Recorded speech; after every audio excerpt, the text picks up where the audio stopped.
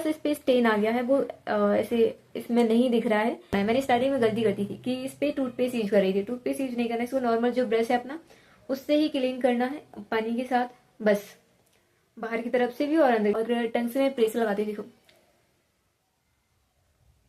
तो भी नहीं निकल रहा है।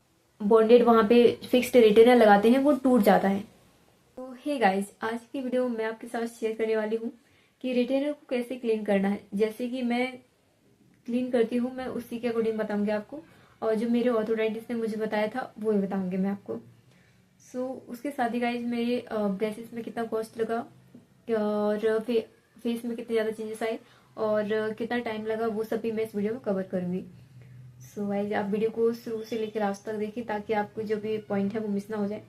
और साथ में गाइज मैं आपको शेयर करूंगी जो रिटेनर कलर है वो कितना चेंज हुआ है पहले से, और अभी इसके साथ मुझे क्या क्या प्रॉब्लम होती है वो सभी मैं शेयर करूंगी। गाइज फर्स्ट ऑफ ऑल मैं आपको अपना ब्रीफ इंट्रो दे दूँ। गाइज मैंने 6 अक्टूबर 2024 को ब्रेसेस ट्रीटमेंट ली थी, जिसकी कॉस्ट मुझे पड़ी थी 25,000। और मेरे ऑर्थोडेंटिस्ट ने तभी बोल दिया था मुझे, जब मैंने ट्रीटमेंट ली थी, कि मुझे 1 साल मैक्सिमम लग सकता है, उससे कम भी लग सकता है। लेकिन बाय चांस मेरे जो ब्रेसेस हैं वो 6 अक्टूबर 2025 को ऑफ हो गए, यानी कि अभी 2 महीने पहले ही। तो काफ़ी सरप्राइजिंग था वो मोमेंट मेरे लिए, क्योंकि मुझे पता नहीं था मेरे ब्रेसेस ऑफ होने वाले हैं। तो गाइस जो मेरे जो रिटेनर का कॉस्ट था वो मेरे जो ब्रेसेस की कॉस्ट है उसमें इंक्लूड था, मुझे अलग से इसके लिए पे नहीं करना पड़ा है। और गाइज आप लोग बहुत ज़्यादा कमेंट में पूछते हो कि मेरे टीथ का एक्सट्रैक्शन हुआ है या नहीं। सो गाइज नहीं, मेरे कोई भी टीथ का एक्सट्रैक्शन नहीं हुआ है, क्योंकि मेरे दांतों में ऑलरेडी गैप था, जो कि मैं आपको फोटो में पहले रख दूंगी। तो कुछ उस गैप की वजह से ही कोई भी टीथ एक्सट्रैक्शन नहीं हुआ है। अगर बाई चांस मेरे जो टीथ हैं क्राउडेड होते या फिर बाहर की तरफ होते तो हो सकता है कि टीथ का एक्सट्रैक्शन होता, बट ऐसा मेरे टीथ केस में कुछ वैसा नहीं था, तो कोई भी टीथ का एक्सट्रैक्शन नहीं हुआ है। गाइज अब मैं आपके साथ शेयर करती हूँ। गाइज ये रहे मेरे क्लियर रिटेनर। तो ये क्लियर टाइप का रिटेनर है और जिसकी कॉस्ट मेरे जो ब्रेसेस की कॉस्ट थी उसमें इंक्लूड थी, मुझे अलग से इसके लिए पे नहीं करना पड़ा है। मेरे ब्रेसेस ऑफ हुए 6 अक्टूबर को, तो उसके बाद मुझे 24 घंटे के अंदर ये रिटेनर मिल गया था, यानी कि मेरे शाम को इवनिंग में 6 अक्टूबर को मेरे ब्रेसेस ऑफ हुए और 7 अक्टूबर को इवनिंग में 8 बजे के आसपास या 6 बजे के आसपास ये मुझे मिल गया था। तो कुछ इस तरह से 24 घंटे मुझे उन्होंने दे दिया था। गाइस जब 24 घंटे में मैंने इसको पहना तो 24 घंटे में काफ़ी ज़्यादा जो गैप था वो मेरे टीथ में आ गया था। तो जब मैंने इसको पहना तो काफ़ी पेन हो रहा था मुझे। मैं पहले क्लिप भी रख दूंगी आपके सामने। तो जब मैंने इसको पहना तो काफ़ी पेन हो रहा था, क्योंकि जब ये इस रिटेनर का जो मेजरमेंट लिया जाता है, जब आपके ब्रेसेस ऑफ होते हैं तुरंत ही रिटेनर का जो मेजरमेंट है वो लिया जाता है। तो उस टाइम पे लिया था, तो जब मैंने इसको पहना काफ़ी पेन हो रहा था। लेकिन अभी मैं पहनती हूँ ऐसा कुछ पेन नहीं होता, क्योंकि अभी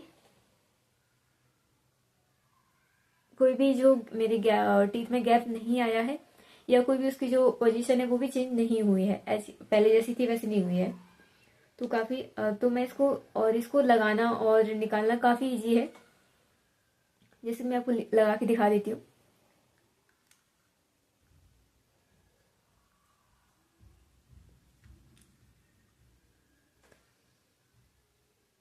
तो कुछ इस तरह से दिखता है गाइज, और किसी को पता भी नहीं चलता कि आपने कुछ पहना है या नहीं पहना है, क्योंकि ऊपर से बाहर से नहीं दिखता है। तो गाइज ये इसको पहनना काफ़ी इजी है। और मुझे कमेंट आई थी जब वो रिटेनर पहन रही है तो वो निकल जा रहा है टंग से प्रेसेस लगाने पर। तो मेरा ऐसा कुछ भी नहीं है, मैं टंग से ही प्रेशर लगा रही हूँ तो भी नहीं निकल रहा है ये। हाँ, लेकिन जब मैं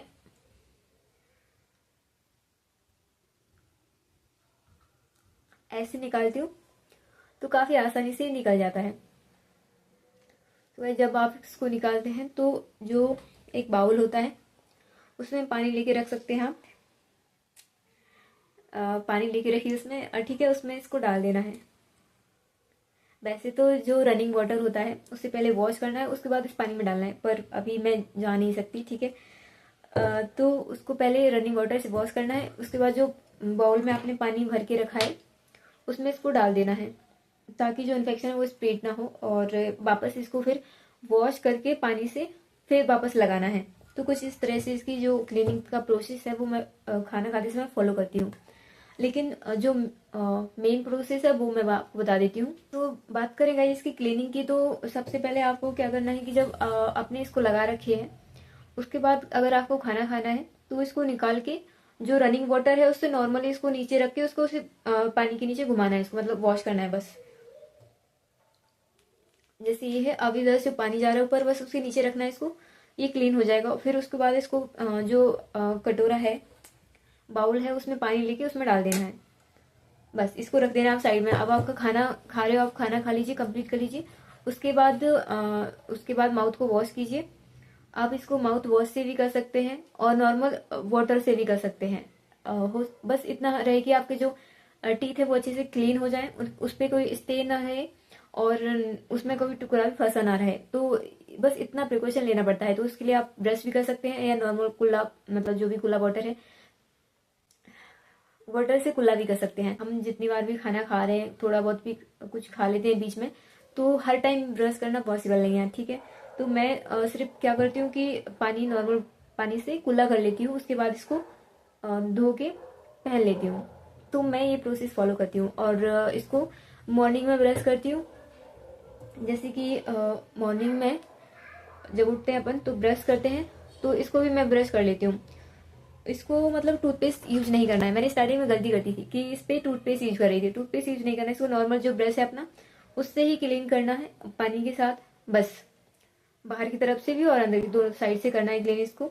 जब ये क्लीन हो जाता है तो काफी क्लियर दिखने लगता है, इसमें कोई स्टेन नहीं दिखते हैं आपको। तो बस इतना ही करना है आपको। फिर उसके बाद इसको पहन लेना है और जब आप खाना खाओ फिर निकालना है और निकाल के तुरंत उसको टैप वाटर से वॉश करना है। उसके बाद फिर इसको बॉल में रख देना है। फिर खाना खत्म हो जाए आपका, फिर कुल्ला माउथ वॉश करना है। उसके बाद जब माउथ वॉश हो जाए फिर इसको वापस पानी से धो के फिर पहन लेना है इसको। तो ये प्रोसेस होती है, काफी इजी होती है। मैं इसको स्टार्टिंग में लेकिन बहुत ज्यादा वो लगता था कि यार हर बार इसको फॉलो करना पड़ रहा है, लेकिन अभी ऐसा कुछ नहीं है। मैं काफी इजीली इसको वॉश कर लेती हूँ, पहन लेती हूँ।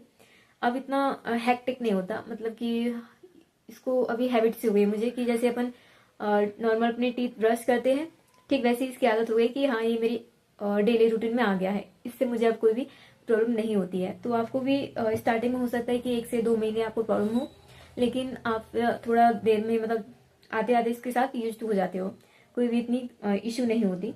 नाइट में कभी कभी ब्रश कर लेती हूँ मैं टीथ की कभी नहीं करती हूँ। तो उसमें भी ऐसा ही कि इसको भी कभी कभी ब्रश कर लेती हूँ, कभी नहीं करती हूँ। जरूरत नहीं पड़ती, अगर जरूरत पड़ रही हो तो मैं ब्रश कर लेती हूँ, अगर जरूरत नहीं पड़ रही है तो मैं ब्रश नहीं करती हूँ। नॉर्मल जो कुल्ला करके उसके बाद तो इसको पहन लेती हूँ। तो ये मेरे इसको वॉश करने की प्रोसेस थी। स्टार्टिंग में मैं इस पर थोड़ा सा, जैसे कि मैं अभी इसको, इसकी कंडीशन बताऊँ आपको, तो थोड़ा सा इस पे स्टेन आ गया है। वो ऐसे इसमें नहीं दिख रहा है, बट एकदम लाइट स्टेन आया है जो कि दिखता नहीं है नॉर्मली, पर इसमें चीज दिखता है। ऐसे अगर सामने से देखें तो दिखता है वो कि पहले जितने क्लियर थे ना उतने अभी नहीं है। तो ये थोड़ा इसमें कलर आ गया है, क्योंकि मैं तुरंत खाना खाने के बाद ब्रश नहीं करती हूँ। तो हो सकता है जो अपन कुल्ला करते हैं उससे पूरे जो दांतों का में जो कलर लगा हुआ है वो पूरी तरह से नहीं निकलता है, तो उसकी वजह से इसमें थोड़ा सा कलर आ गया है। और साथ में गाइस मेरी थोड़ी सी मेडिकेशन भी चली थी। तो जो मेडिसिन है जो सबलिंगुअली देते हैं ताकि एब्जॉर्ब हो सके यहाँ से, तो हो सकता है उसकी वजह से इसमें स्टेन आ गया थोड़ा सा, मैंने ये नोटिस किया है। तो गाइस उसकी वजह से स्टेन आ गया। और बाकी तो कोई इसमें इतनी खराबी नहीं आई है। जैसे कि मुझे एक कमेंट आई थी, उसमें कहा था कि मेरे जो रिटेनर है वो मैं टंग से फोर्स लगा रही हूँ तो निकल जा रहे हैं। तो गाइस मेरा ऐसा नहीं है, मैं टंग से फोर्स लगाती हूँ तो भी नहीं निकलते। जैसे कि मैं आपको पहन के दिखाऊं, तो गाइस काफी नॉर्मली मैंने इसको पहन लिया है, आसानी से पहन लिया, अभी कोई पेन वेन नहीं होता है मुझे, और ना इधर इधर कहीं पेन होता है। काफी अडेप्ट हो गया है यहाँ पे। और टंग से मैं प्रेस लगाती हूँ, देखो तो भी नहीं निकल रहा है ये, तो काफी अच्छे से फिट रहता है। तो हो सकता है कि आपका लूज हो गया हो या फिर कोई और इश्यू हो, तो आप अपने जो भी ऑर्थोडेंटिस्ट हैं उनसे कंसल्ट कर लीजिए कि ऐसी ऐसी प्रॉब्लम हो रही है मुझे। फिलहाल तो मुझे कोई ऐसी प्रॉब्लम नहीं हो रही है जो कि नोटिस हो। बाकी हाँ, ये आसानी से अभी निकल आते हैं और आसानी से पहन लेती मैं इनको, तो मुझे कोई इसमें उतना वो नहीं होता अभी। और गाइस काफी लोग मुझे कमेंट में सजेस्ट करते हैं कि आपको ये क्लियर रिटेनर ना लगा के फिक्स रिटेनर लगवाना चाहिए था। तो गाइस उसका मुझे बहुत इश्यू लगता है, क्योंकि मैंने काफी वीडियोज देखे हैं तो उनमें ऐसा है कि जो बॉन्डेड वहां पे फिक्स्ड रिटेनर लगाते हैं वो टूट जाता है और पता भी नहीं चलता। जब तक वो टीथ शिफ्ट हो जाते हैं ना पोजीशन पे, तब कहीं नोटिस होता है कि वो टूट गया है और उसको साफ करना पड़ता है, बहुत ज्यादा हेक्टिक रहता है वो। तो इसलिए मैंने उसको चूज नहीं किया, क्योंकि वो मुझे आदत है हार्ड फूड खाने की। मैं गंदा खाना नहीं छोड़ सकती कभी भी। मैंने स्टार्टिंग में जब अपनी ब्रेसिस ट्रीटमेंट ली थी, तब मेरे ऑर्थोडेंटिस्ट को स्टार्टिंग में बोल दिया था कि मैं ट्रीटमेंट के बाद गन्ना खा सकती हूँ यानी। तो उन्होंने मुझे कहा था कि हाँ खा सकते हो, और अगर मैंने अभी फिक्स्ड रिटेनर लगवा लिया और अगर मैंने गन्ना वगैरह कुछ खाया और तो वो टूट गया, तो बहुत वो हो जाएगा कि बार बार ऑर्थोडेंटिस्ट के पास जाना पड़ेगा, उसको चेंज करवाना पड़ेगा, ये सब तो बहुत ज्यादा इश्यू रहते हैं। तो इसलिए मैंने वो फिक्स्ड रिटेनर को नहीं लिया है। वही मुझे काफी इजी लगता है, ये दिखता भी नहीं उतना, और इजी टू वियर है, और हमेशा मतलब ऐसा नहीं रहता कि कुछ परमानेंट रहा है। रहता तो ये भी है, लेकिन वो ऐसे नहीं कि आप निकाल ना सको। ये निकल जाता है तो थोड़ा तो लगता है कि अभी हाँ आपकी खुद की ही बॉडी है, कोई और दूसरा पार्टिकल उसके अंदर नहीं है। तो गाइस जब आपके रिटेनर लग जाते हैं तो आपको क्या क्या एक्सपेक्ट करना चाहिए खुद से, कि आप क्या क्या नहीं कर सकते हो और क्या क्या कर सकते हो। सो गाइस जैसे कि आपके जो रिटेनर है वो लग जाते हैं, इसमें लगा के बता देती हूँ।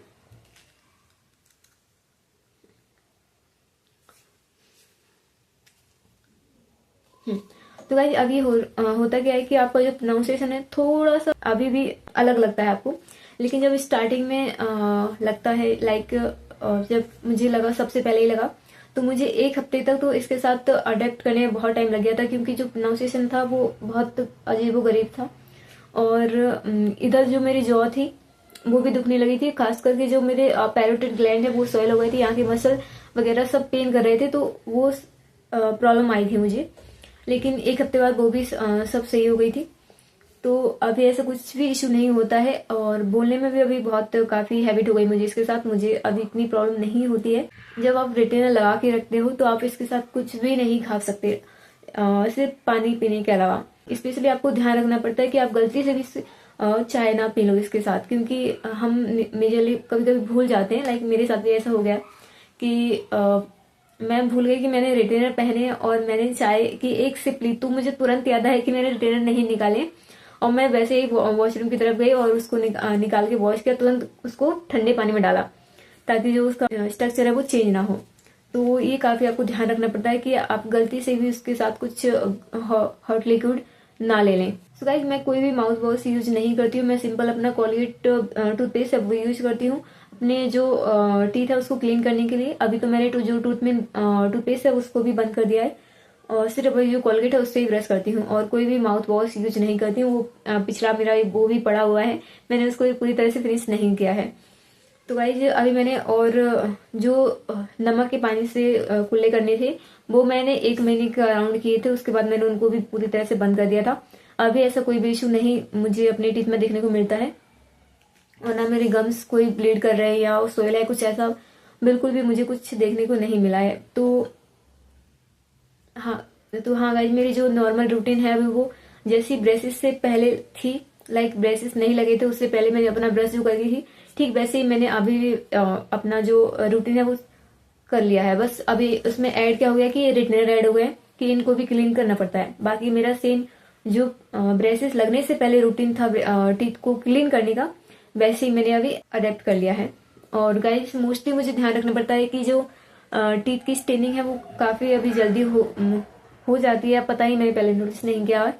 तो मुझे जो अंदर की साइड से टीथ को ज्यादा क्लीन करना पड़ता है, क्योंकि वो काफी अंदर की तरफ से डार्क येलो नहीं, थोड़ा थोड़ा येलो दिख रहा था, तो मैंने उसको क्लीन करने के लिए ज्यादा उस पर प्रेशर दिया, लाइक उस पर ज्यादा ध्यान दिया ब्रशिंग करते समय। तो अभी वो ऐसा नहीं दिखता है, अभी काफी ठीक हो गया है। सो गाइज यही था मेरा रिटेनर का एक्सपीरियंस, उसको कैसे क्लीन करते हैं वो सभी मैंने बता दिया।